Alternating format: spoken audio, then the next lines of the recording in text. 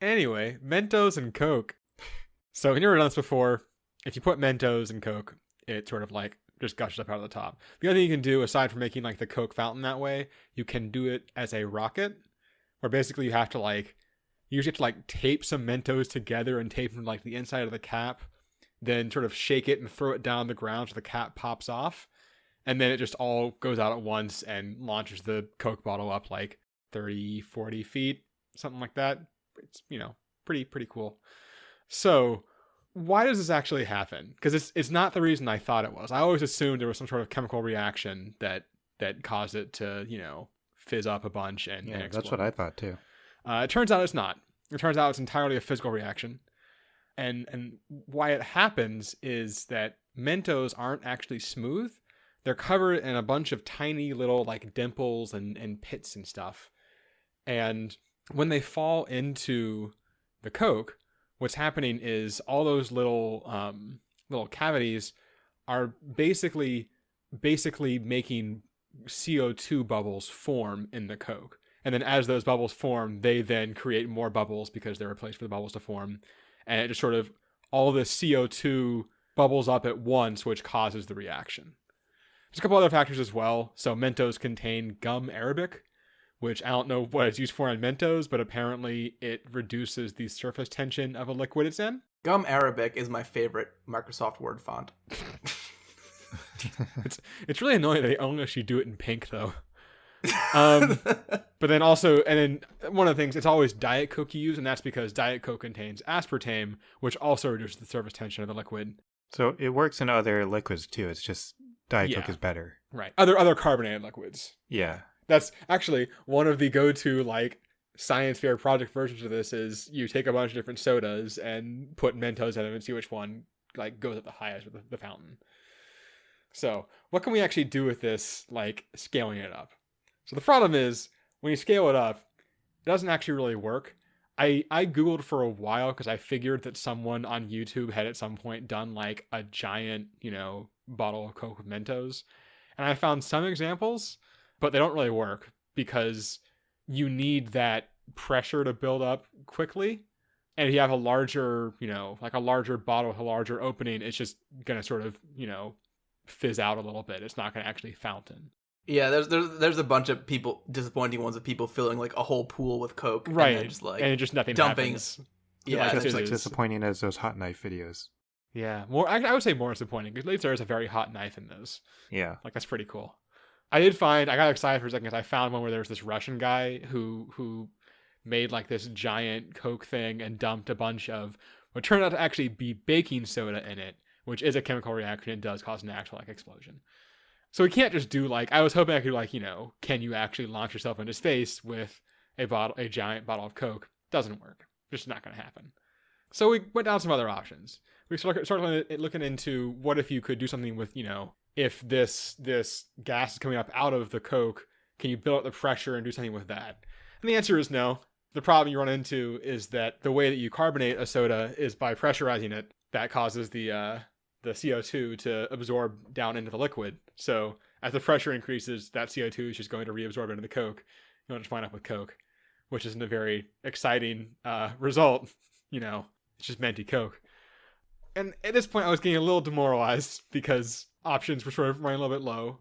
But then I did find a very interesting paper from a team at the Embry-Riddle Aeronautical University, where basically they had this idea where, so you guys know how submarines change, I have elevation here, but it's not really right, change like depth, right? Basically they have like... Why don't you tell me? Sure. They have tanks in them that they either pump air into or out of to basically raise or lower the density of the submarine as related to the water around it, which makes it either rise or sink. But that process takes time because you have to pump in the air, and then there's, you're not actually like really, you don't have great fine-grained control over it. And they thought that if you released these little microcavitation bubbles, you could basically lower the density of the water above or below the submarine, which would let the sub either, dive faster or surface faster than just affecting its own density. I was like, well, what if you had, remote-controlled pockets of Mentos that you could release that would create these bubbles and let you do the same thing? I got all excited, and I read further in the paper and found out they tried it didn't work. Just straight up doesn't work. So basically the problem is that it just always winds up making it more buoyant, which it's not nothing. Like, that's technically kind of useful. I tried to go down that road for a while with like letting people surface while diving with Mentos, but that would only work if they were diving in Coke, which isn't particularly useful. I need something a little more general than that. And finally, I actually like was kind of just accepting the fact that my answer was going to be a shrug. And I was looking into just basically other things that, you know, people use cavitation for, this like forming of a lot of, you know, of bubbles like this. And I ran into something, which is, do you know how fast a torpedo travels? This is a fun question, because I found out I very much did not know. Yeah, I have like no idea of the scale at all. Yeah. So it turns out, would you like to guess, Marcus? Do you have a guess? No, I'm not gonna guess. That's fair. Just gonna make me Just look gonna make me look stupid. stupid. The only thing is I can look stupid. Either I guess it right and your fact sounds boring, or I get it wrong by a lot. That's and I true. look silly. Those are really the only options. Can you say it goes like 6 miles an hour so you look really silly? I would say that it goes 6.2 miles an Joke's hour. on you. It goes 4 miles per hour. No.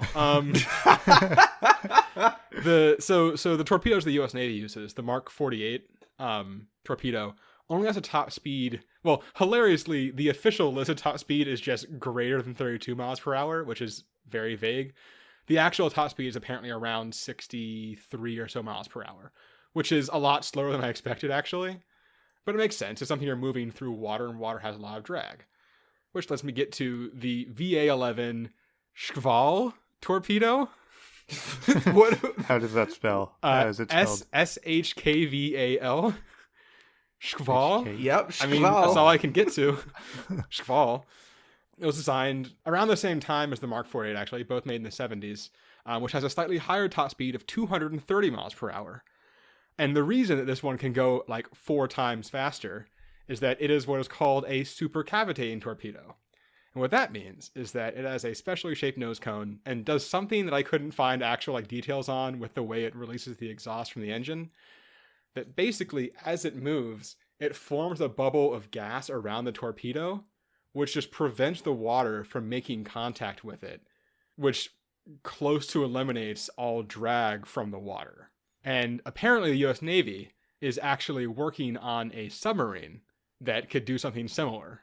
And theoretically, if you could make something that could perfectly supercavitate and have just like a full like air bubble around itself while it's moving the entire time, the theoretical top speed would be the speed of sound underwater, which is about 3,600 miles per hour, which is like about 6 times faster than like an airplane. Yeah, that's one of the numbers I don't need context Yeah, for. that one's That's fast. You can figure that one out. So my idea here, I'm not going to say that you can perfectly supercavitate by putting Mentos on a submarine and putting it in Coke. That's not going to work. I'm not going to make that claim. However, if you have these bubbles coming off from the Mentos and you're moving through Coke, it is going to have an effect. And my idea is basically, and I have no idea how fast it would actually be, because once again, this is not something anyone has tried for very obvious reasons. You should be able to get some effect, and you should be able to, I see it as some sort of like mass transit option to replace like maybe Amtrak, where you just had these tubes of Coke going under the country or on the surface, I don't know, that you just have like weird submarines in covered in Mentos. I think we can get there. I think we can outrun a plane.